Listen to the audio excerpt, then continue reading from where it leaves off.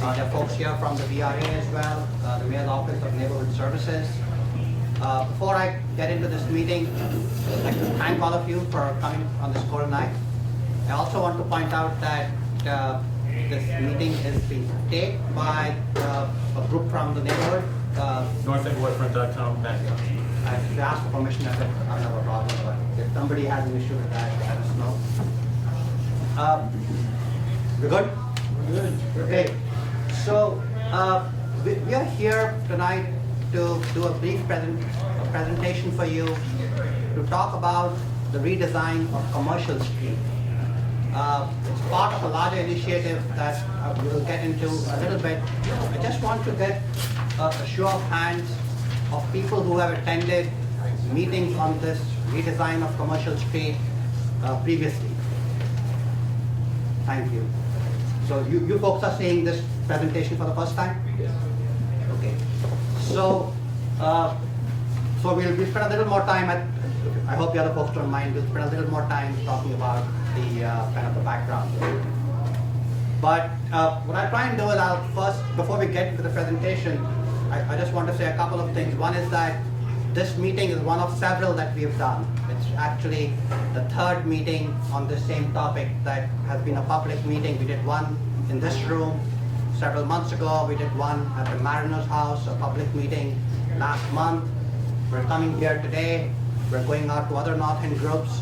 So we're trying to get the word out as much as possible and get some feedback. And the idea is to respond to feedback we get from the community in each subsequent meeting. So in the meeting today, we are going to respond to some comments that we heard on the design previous meetings. But just to summarize what we are trying to do, if you go to Commercial Street today, there are 2 bicycle lanes in each direction. And what we're simply doing is removing those 2 bicycle lanes that are on the street today, on Commercial Street. We're combining them and putting them on the north side or the waterfront side of Commercial Street to get a 10-foot, so 5 feet plus 5 feet, so we get 10 feet, and we're going to put that at the sidewalk level on the north side. And we'll get into the details of this. I just want to give you the basic idea. We're doing this. It's important to note that we are not going to lose even 1 parking space as part of the design, so the number of on-street parking spaces that are on Commercial Street will remain. It's important to note that all the travel lanes that are on Commercial Street will also remain. We're not impacting any travel lanes. Many of these details are on this one page that we handed out, so you should look at that. So we will keep the existing traffic capacity on Commercial Street exactly the way it is today. We will make some improvements to traffic signals, particularly at Atlantic Avenue. It's also useful to note that we would separate the cycle track, this combined 2-way cycle track on the sidewalk, from the pedestrian zone. There'll be trees between them, there will be lamp posts between them, there'll be other street furniture. The material of the cycle track will be different from the brick that is on the pedestrian side. 2 separate zones. Our experience has shown that when you do that, it is safer for pedestrians because there's less conflict with bicyclists who are randomly riding on the sidewalks because they now have their own zone to be on.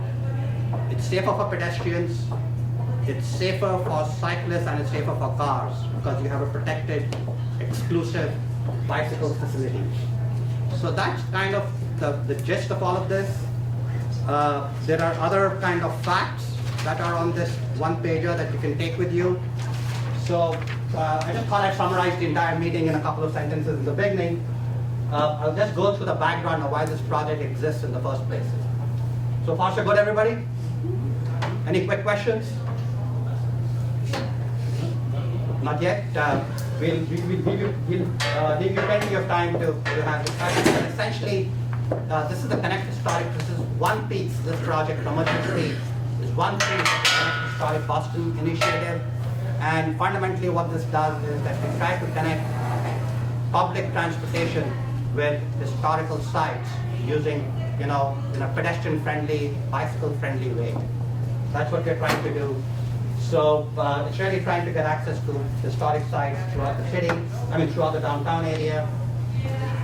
We did a planning study a couple of years ago, and we applied for a federal grant, and lo and behold, we actually won that grant. It's a nationwide application process.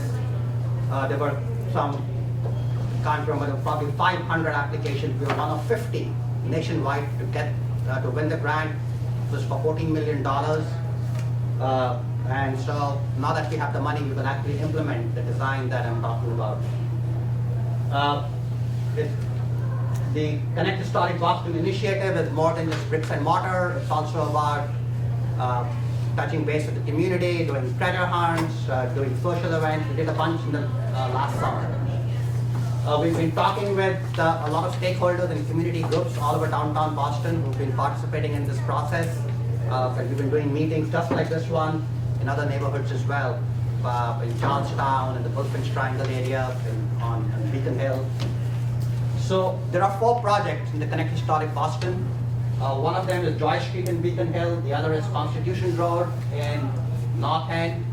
Blackstone Block, right near Union Street. I think you guys are familiar, right near the Holocaust Memorial. We're going to be rehabbing that.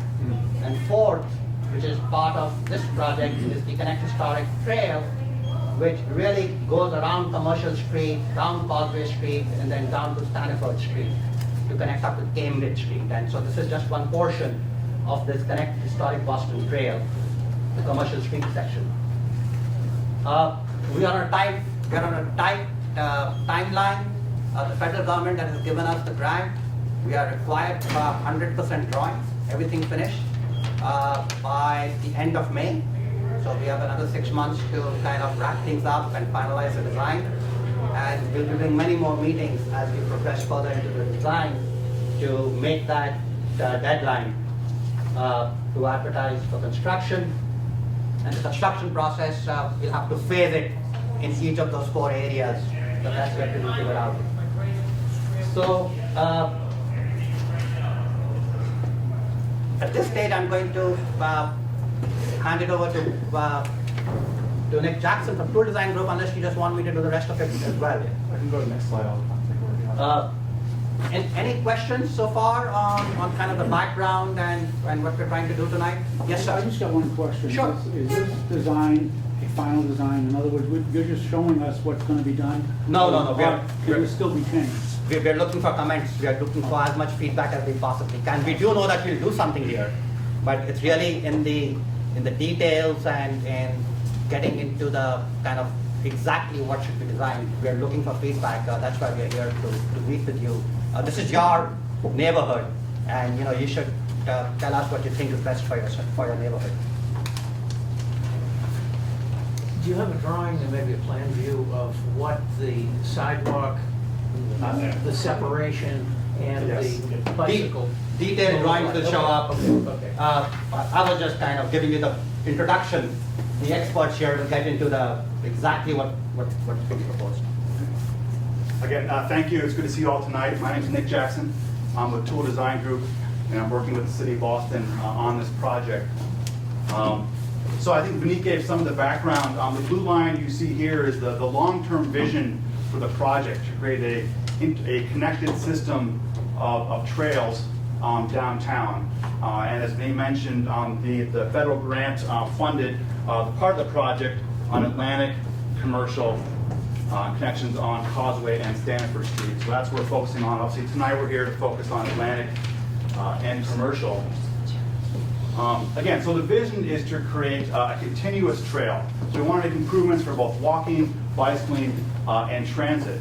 We also want to connect this network of trails to the existing system of off-street facilities. Looking at downtown, obviously you have the network of paths along the Charles River. So our vision is to extend those paths and connect them throughout downtown to provide that seamless experience for people on bicycle and on foot.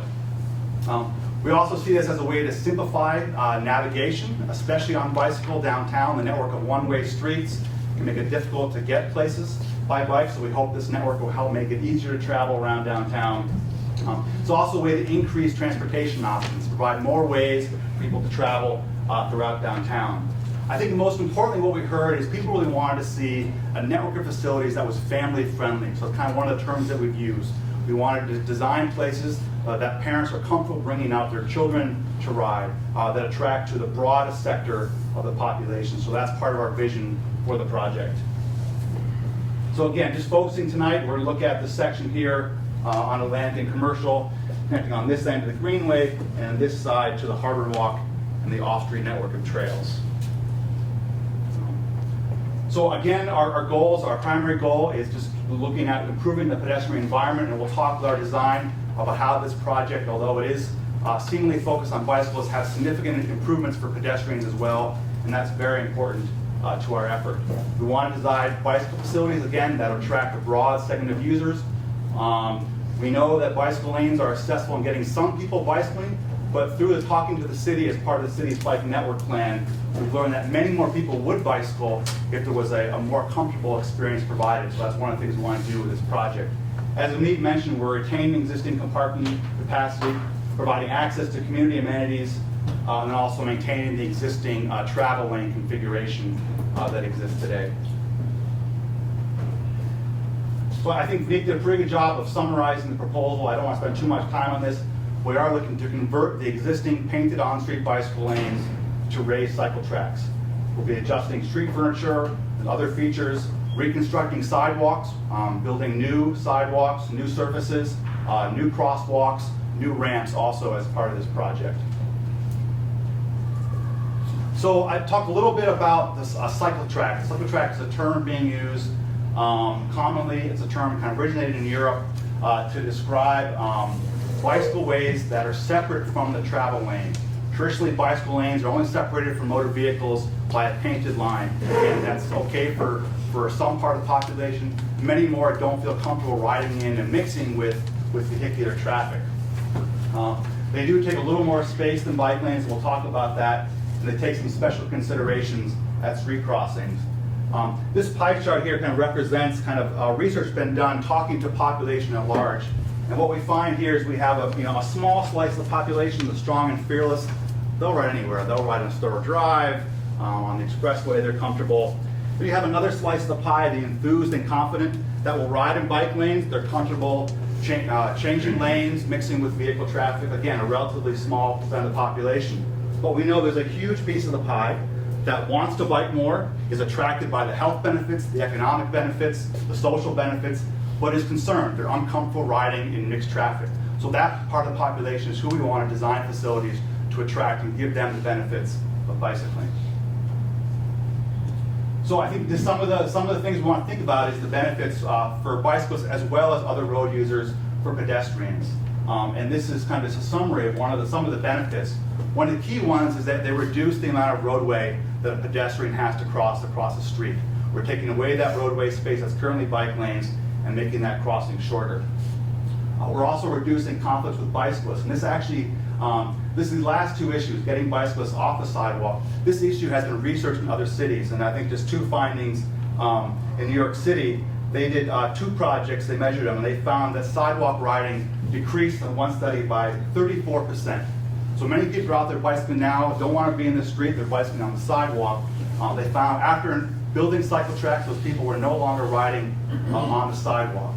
One benefit analysis here actually is making the roadway safer for motor vehicles as well as for cyclists. These studies have found after implementing cycle tracks, the overall crash rate went down on a street, partly because the street is becoming narrower and speeds are reduced. So at our previous meetings, we gave a presentation, we heard some feedback, and we're here tonight to respond to some of that. Some of the questions were, how does this connect to a larger network? And I'm going to show a slide in a minute that looks at that. We also were asked to think about adding bicycle parking as part of this project. So we've began to identify locations along the corridor that would benefit from additional bicycle parking so people aren't walking to trees and ornamental fences and other features. And then also we were asked to kind of look at the traffic volumes before and after the travel lane was removed a few years back to install the bike lane, and Dave's going to talk about that shortly. One of the comments was how you're going to separate the cycle track from the sidewalk. So again, Dave will show some more details on that. We also heard some concerns about the connections at either end, and we made some design changes that we're going to show tonight that address that concern. And there was a particular concern about the right turn from Atlantic Avenue. Currently, vehicles often encroach into the bicycle lane, making that turn. So we wanted to address that in our presentation tonight. So just quickly, I don't want to spend too much time on this. This is the city's bicycle network plan. There is an online interactive map that shows the network in detail. But I did want to highlight just a couple things here. Obviously, here's our corridor tonight. And again, I mentioned one of our major goals is provide connectivity, help connect people to places. And one of the benefits we see of this project is really bringing the off-street path network. Here we have a developing network of trails along the Charles River, providing a seamless connection for residents here to access those resources. So that's one of the goals that we see achieving with this project. And again, I encourage you to go online. You can look at the map, this interactive online map. You can look at it in different years out. And that's on the city's website. I think with that, I'm going to turn it over to Dave. Great, thanks. Yeah, my name is Dave Matt. I'm with Howard Stone Hudson. We're the design engineers for the project. We're working on not only this piece, but also the piece along Causeway Street that has been the subject of meetings in that area as of recent. And so one of the things that Nick mentioned, again, we had heard last time was to look at, well, he took a travel lane out several years back when he did introduce the bike lanes on Commercial Street. What was the result of that in terms of traffic? And one of the things that we did see is, and you can see the orange is what is considered eastbound, or to some maybe southbound on Commercial. In 2010, prior to taking out the one travel lane that heads in the northbound direction, we saw that, or westbound under this scenario here, westbound and eastbound, let's keep it that way. In the westbound direction in 2010, in the morning, you could see we had 324 vehicles. In 2013, when we took these volumes at the end of the summer this year, you can see it hasn't changed that much in the morning peak hour in terms of who's heading in the westbound direction, so heading in this direction. In the PM peak, you can see that it was actually reduced by a few hundred vehicles, a couple hundred vehicles in the PM peak hour. Now in the opposite direction, you can see relatively it stayed the same with the same number of travel lanes. We look at this really not that we're changing the capacity of the road. Actually, you know, when we eliminate the bike lanes from the street, technically capacity increases slightly because there's less friction with the on-street bike facilities, but essentially we're not changing the number of travel lanes. One of the things that we are doing as part of this project, however, we're retiming all of the signals throughout the corridor, so all the way from Atlantic Avenue at the cross street, all the way up through and onto Keeney Square. We're retiming all of those signals so that they'll all talk to each other and the progression of traffic will be improved along that entire stretch. What speed will they be coordinated on? Typically, we do it at 30 miles per hour. So when we look at the traffic volumes for this section, we also did speed studies. So we'll be looking at what the speed, 85th percentile speed of actual traffic was, and we'll coordinate it to that. When will you be making those changes to the city? So that'll be done, actually we've started the design plans, and you know, Vineet mentioned we're in the design process right now. We're at 25% design, we've taken our first stab at it. City of Boston, BTD Transportation Department, they're reviewing what we've done for 25% design for signal retiming. The implementation of the timings will take place as part of the construction of this project. So the construction period for all of Connect Historic Boston will start likely in September, and within 3 years after that, depending on when this piece is implemented, you know, it'll be done as part of that work. Would the signal remain in the same locations as they are today? Yes, so we're not changing the location, well, So, every intersection that's signalized today will remain signalized as part of this project. so I guess I'm asking is that, is it feasible to do the retiming of signals in advance of doing the full construction as a practical matter? It is possible. It is So we possible to can, do rather that. than wait till for 3 years, we can do it Yeah. earlier. In It's something that I fact- can encourage BTD to kind of focus on. When we get to the actual construction, we may take traffic volumes again Okay. to see if we can do another retiming. All right. You know, typically you do that every 5 years, so your traffic signals are keeping pace with the traffic that you have on the roads. Again, this is just a comparison. You can see relatively that traffic is stayed relatively the same in each direction. And what I want to do now is just get into the detail of the design. You know, Vinny mentioned, again, we're taking 2 5-foot on-street bike lanes today, so a total of 10 feet, and we're transferring that to the waterfront side to an off-road facility. And so here's Atlantic Avenue, cross street, Merchants Row here. And so the project essentially starts here, right in front of Christopher Columbus Park. But that's a signalized intersection, as you know. What we're planning on doing on this entire section of along Christopher Columbus Park is different as far as a bike trail system than the rest of the project that we're doing on Commercial Street. It's different in that the cycle track itself will be at the same elevation as the road here. The reason why we're doing that is there is no parking along this entire section. So what it allows us to do is it allows us to put the cycle track at the same elevation of the road, and it's separated from traffic by a 3-foot raised median. So here you can see the cross-section here. So we have the same number of traveling, we have parking on the neighborhood side, 1 lane of travel,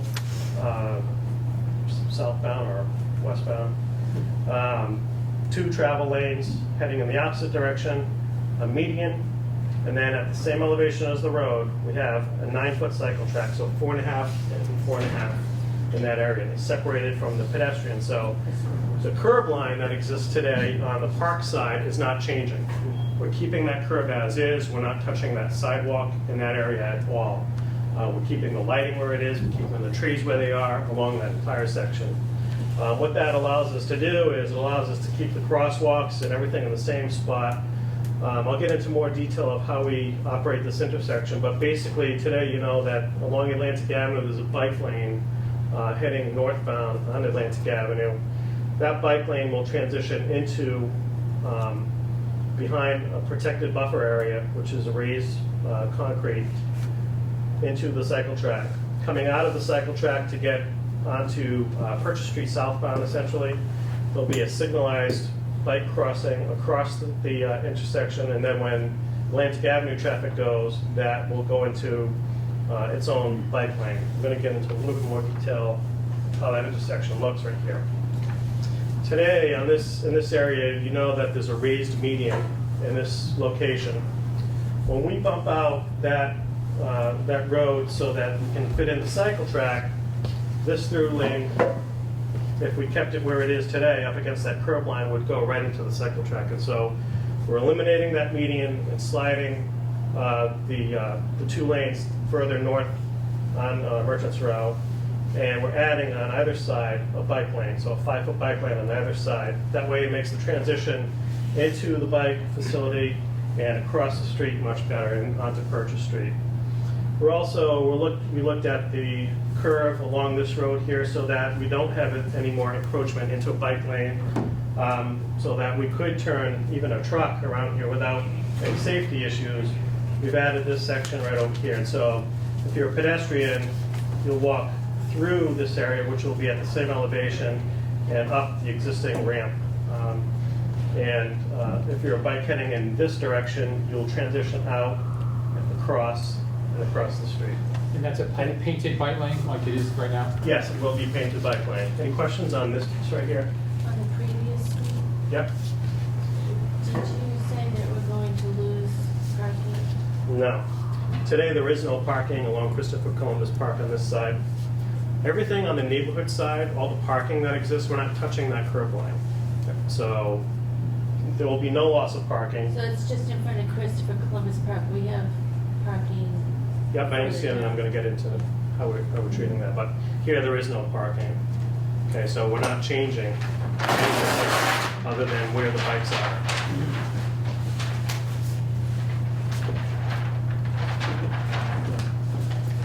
Now, as you transition further up, heading north, I'm gonna call it north because that's the way my arrow's pointing there. Joe's American Bar and Grill out in this area over here, actually right up in here. And this is a signalized intersection. One of the other things I should point out is that every signalized intersection, we're introducing something new to the signals that don't exist today, and that is a bicycle signal. Today, the bikes don't have any signalization. That's something new to the city of Boston. Other cities and towns are doing that, and we're introducing that here as part of this project. What it does is it allows us to give bikes an indication as to when we want them to go, so then they're not blowing through crosswalks or sidewalks or conflicts with other pedestrians or turning vehicles, and they'll have their own controls. And so we're doing that everywhere, including here at this signal and the signal up at Lansing Avenue that I mentioned earlier. So here's where we start a difference in how the cycle track is. Vineet mentioned again that we're essentially putting it on the waterfront side. This is the waterfront side here. We're ramping up to the same elevation as the sidewalk and continuing it at the same elevation as the sidewalk is today. We're actually taking the parking that exists along that existing curb line today and we're moving it out. We're not changing the number of spaces at all. In fact, we're trying to gain spaces if possible by moving fire hydrants where they don't make sense to be, or moving bus stop locations so it's more beneficial to fit in parking where we can. But again, we're not changing where the parking is. We are putting a bus stop on this first piece over here, and there's a bus stop a little bit further up on the far side of this crossing over here that we're putting in. And those are the two bus stops that are happening in the northbound direction. The cycle track itself, again, will be separated from the pedestrian zone.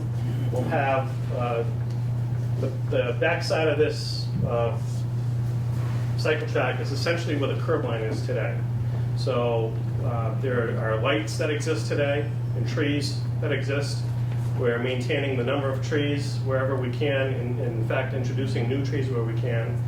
We're changing the light fixtures, but the location will be that separation between the pedestrians and the bikes. And we'll have signage on those street lights that indicate, bikes on this side, pedestrians on that side, just to give them a little bit more defined instruction to both users.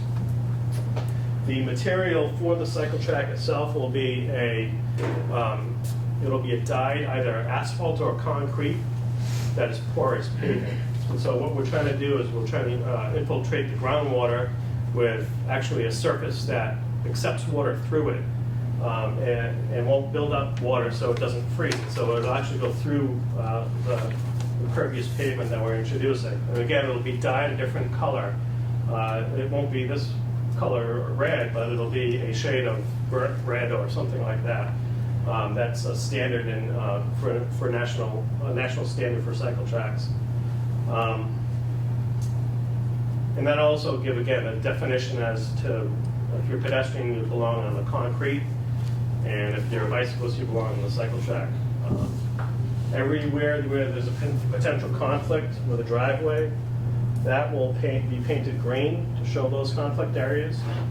And everywhere where there is a driveway, we're also introducing a driveway apron. And so if you're on the cycle track, when you're going past a driveway, you'll essentially be at the same elevation. You won't be dipping down or anything. It'll be a raised surface that you're traveling through as a bicyclist.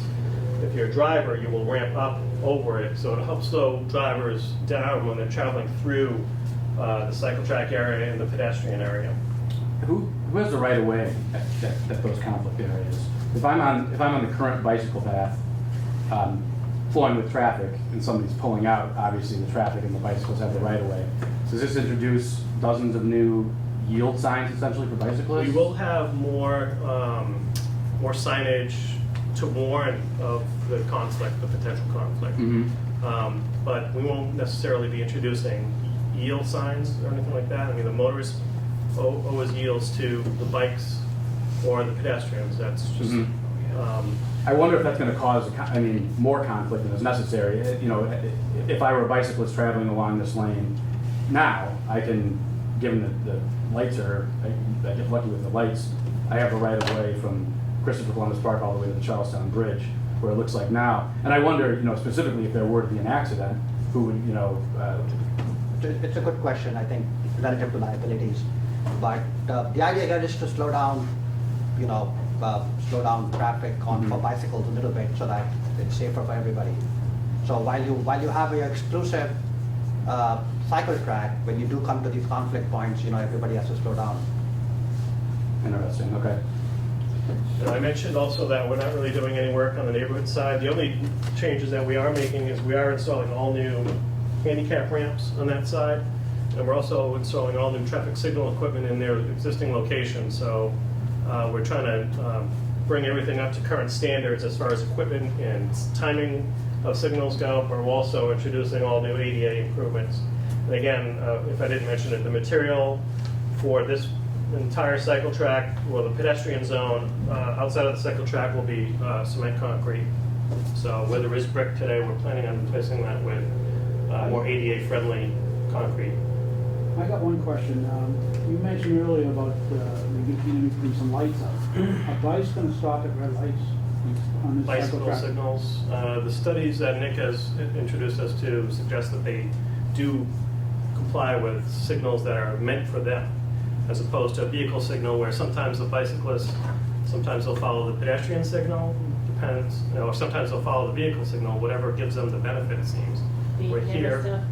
But here it'll be a specific signal for them. When you're stopped at a red light, they're going through this one and that one and that one. So this will improve the chances It's insanity. of them, trying to follow traffic laws.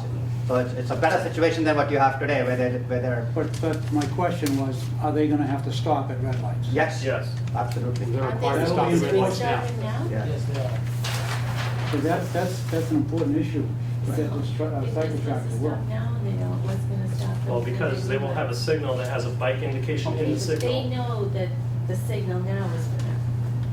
Yeah, I think this will be more, Encouraging. yes. But Because you have the extra signal, it will be a little more obvious that you have to follow the signals. But we all know what a red light means, Right. and we all know we're supposed to stop, and they don't, so that, Oh, as obviously. motorists, that's frustrating. Right. Because we're supposed to be on the lookout for them, they want all the protection, but Well, none of as the a responsibility. cyclist, I'll say the same responsibility goes to the cyclist as well. It's just unfortunate that there's a large number of cyclists who falsely assume, I must add, that this law does not apply to them. There is, unfortunately, the minority of cyclists who actually do follow this law as well.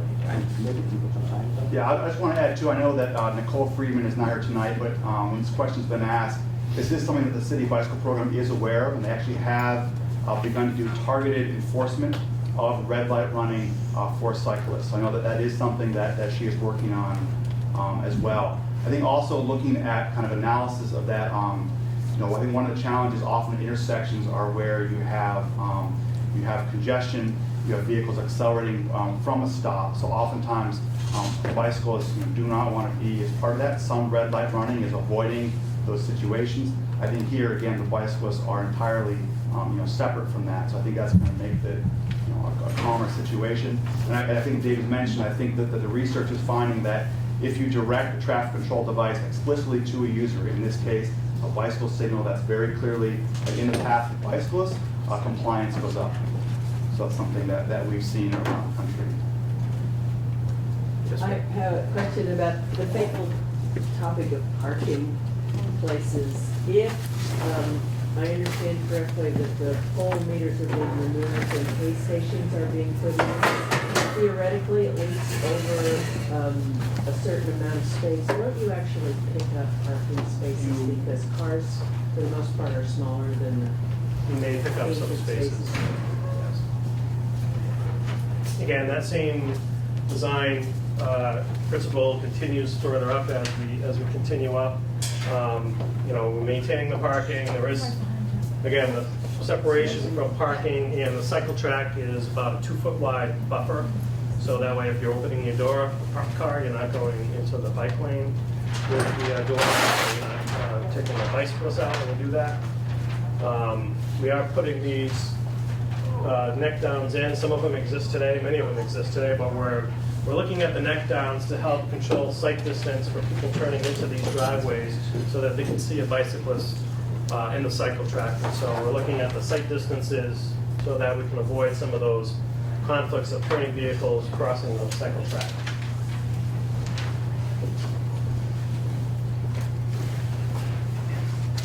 Again, further up, you see design principle. Again, this is Scanlon Street here. Signalized intersection will have bike signals separating. In general, where we do have crosswalks, you can see where we bump out also, that gives the pedestrians some place to stand waiting for the signal that's outside of the cycle track. So for instance, if you're pedestrian crossing here, you obviously have to cross the cycle track, but the wait area is an area that is outside of the cycle track so that you can cross without impeding cyclists and that the pedestrians are safe, have a safe place to stand. So that's how you get the shorter crossing distance without removing parking or travel? Yes. We're also taking those 10 feet, we're essentially shrinking the road cross-section by 10 feet, so it's 10 feet less for pedestrians to cross the street. So this is the ballparks over here, the ice skating rink, and this is really how we end the cycle track. Again, you can see here the same cross-section that I had shown earlier. There's a separation from pads and bikes with streetlights and trees and hydrants and the like.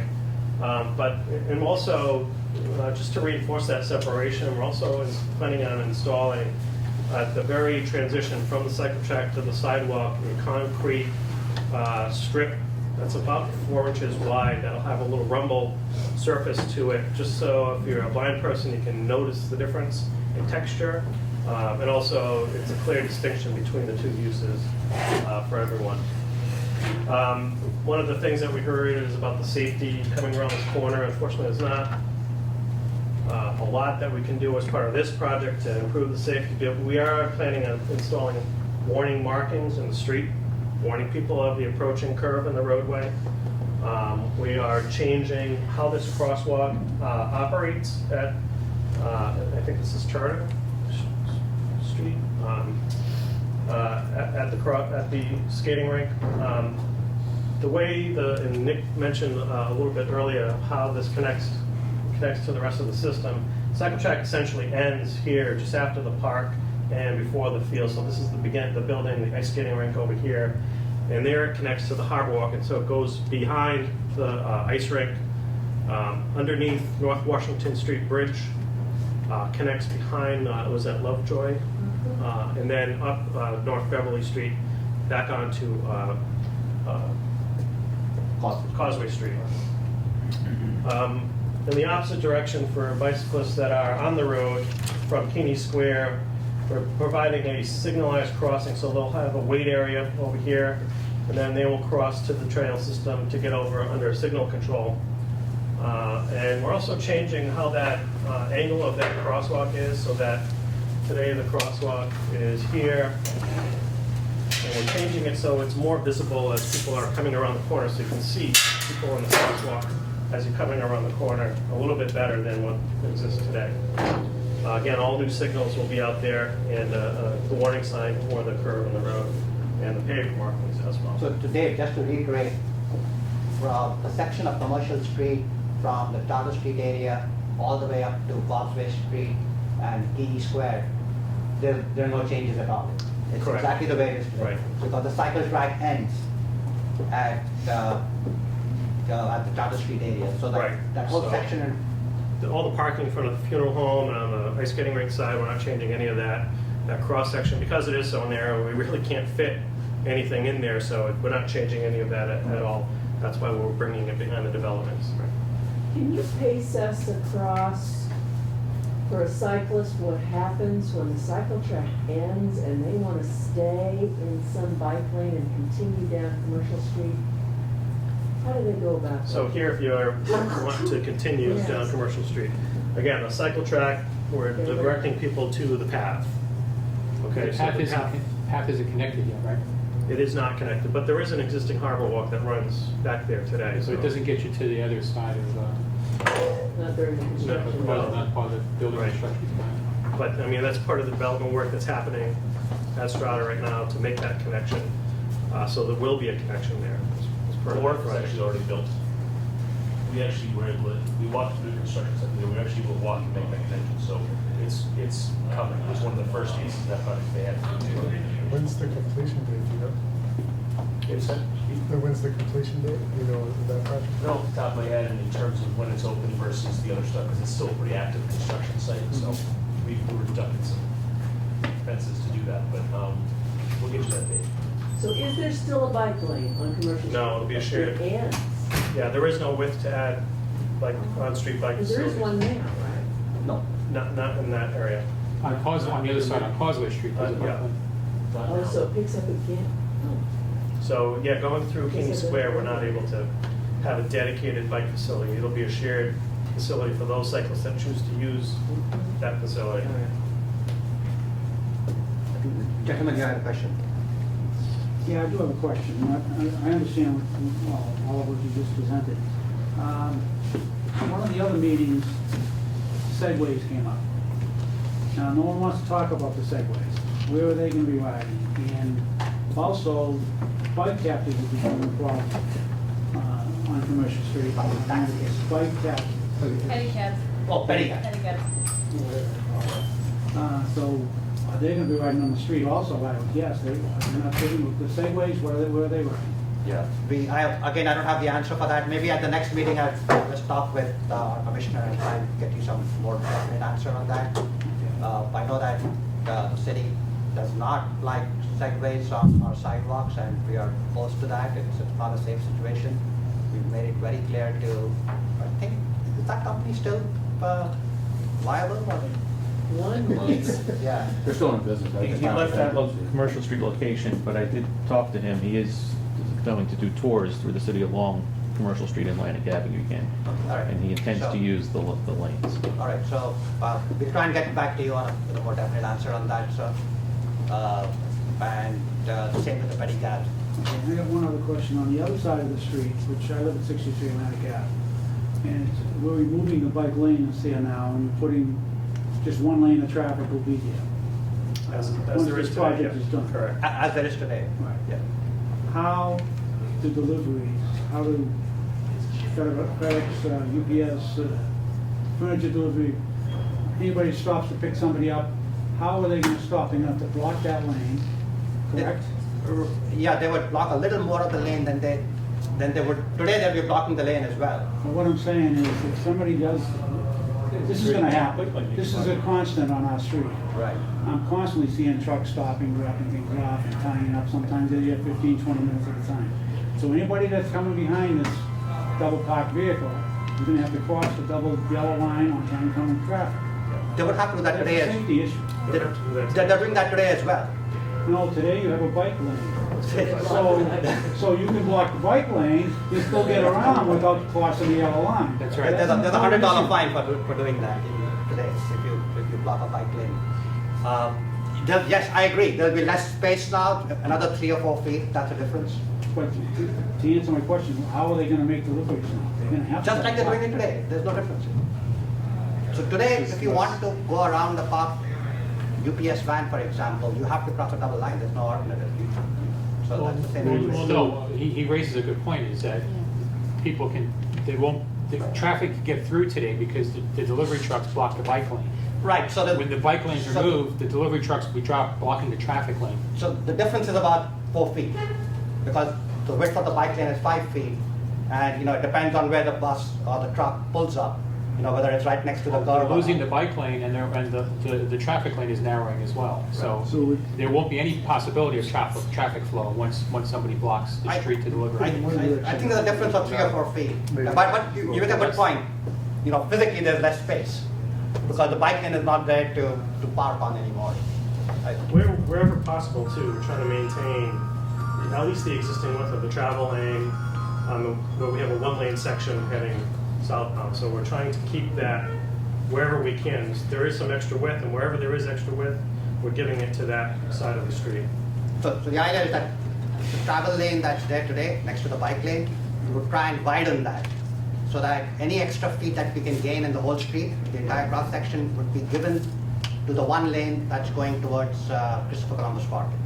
So we're cognizant of this, and while we don't encourage people to park on the bike on the bike lane, we'll do it anyway. We have no choice if you have to drop something off that's heavy. Even the There is no, The mailman does it every day. yeah, but there is no other choice. Right. So, like you said, it's very similar to what's out there today, other than 3 or 4 feet. Yes, sir.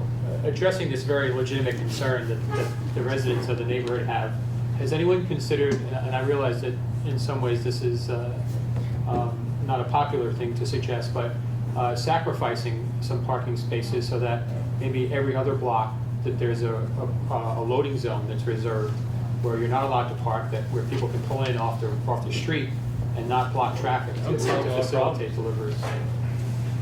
We want to keep all the existing on-street parking that Right, neighborhood but has at the today. same time, we don't want to have traffic congestion get any worse than it already is. If You know, maybe we can give up some spaces in the morning for a loading zone, only if the neighborhood wants it. But the neighborhood would have to ask for it, because he needs back up from the people. Well, what the neighborhood doesn't want is traffic on Commercial Street coming to a standstill. Yeah, Which I- it does periodically because we only have one lane going southbound or Yeah, I westbound. think that's a good solution, Vinnie, though, is if there are some spaces off-peak, maybe that the neighborhood wants to give up for commercial loading during certain hours of the day, to deal with that particular issue might be the solution. Because we've done that in other parts of the neighborhood. I know on Richmond Street, behind the rehab facility, there's a zone that's reserved for We are more than commercial happy loading when the during weather improves to take a walk along that entire edge and see what kind of, what things we can move around.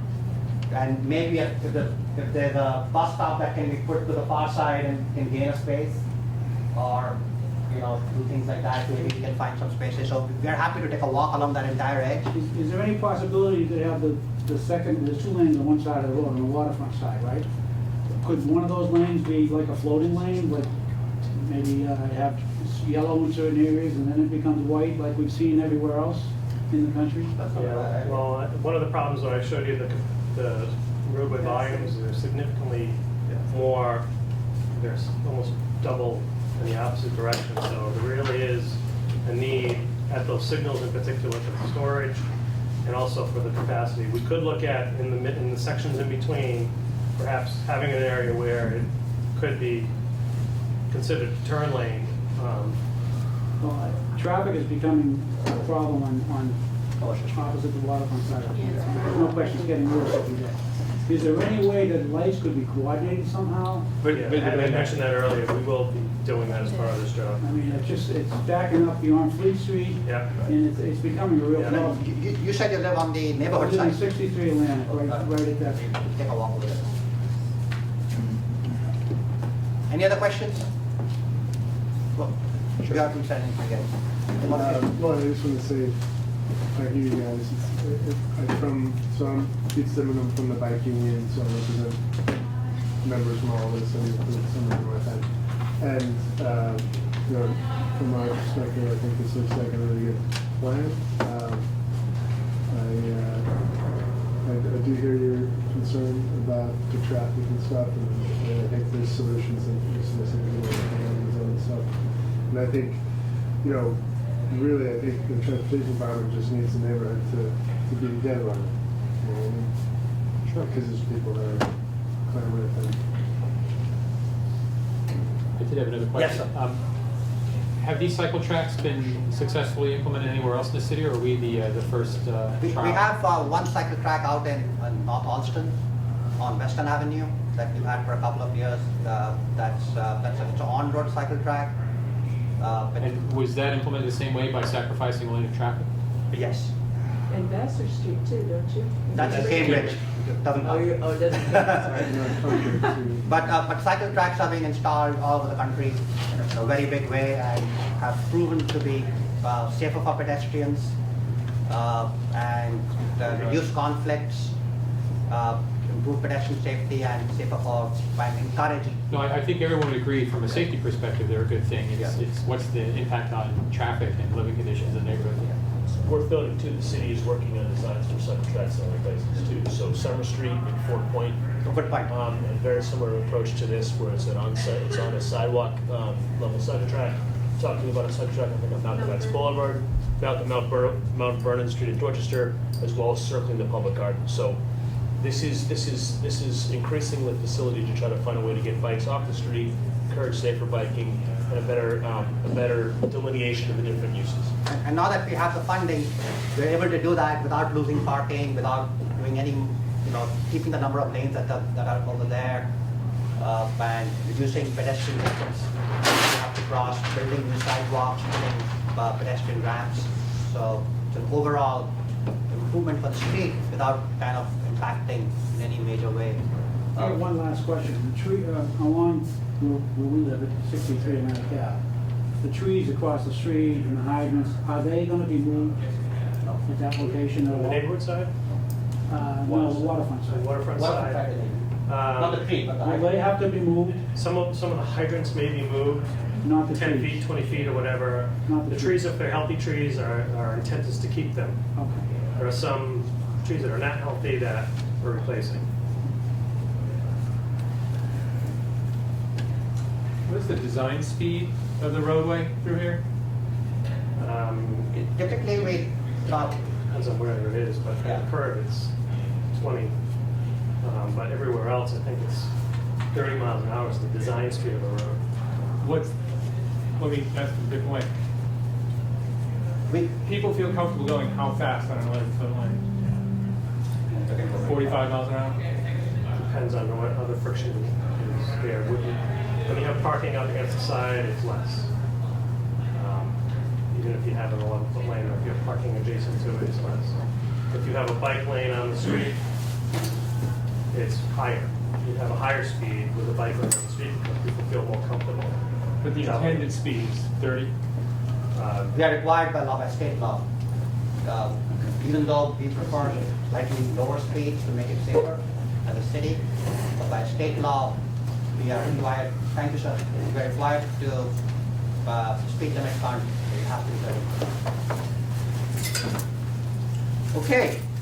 Oh, I'm sorry. Have we interrupted your presentation? Not at all, This is no. I'm opening this up a little bit more. When you mentioned, I have two questions. When you mentioned new trees, is that a substantial part of your design? I want to commend you on all the additional improvements that are going on with this idea, by the way. That's what these questions involve.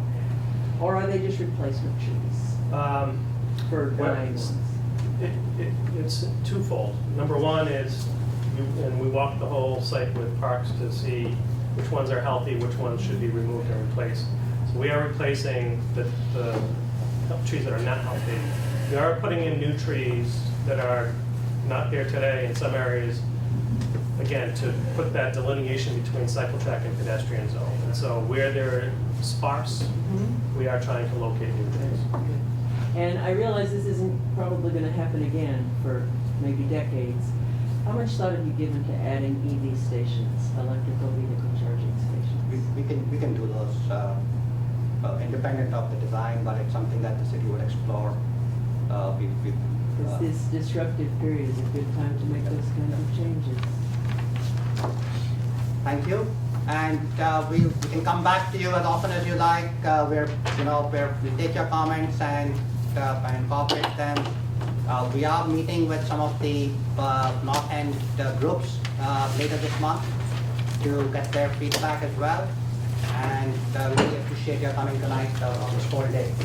I'm sorry. Just to go back to the double parking. Oh, I'm so sorry. I thought all the questions were over. No worries, sorry. I Yes, just thank wanted you. to have one other question about the double parking part. What's the department's policy for that? Because this isn't the only place where double parking exists.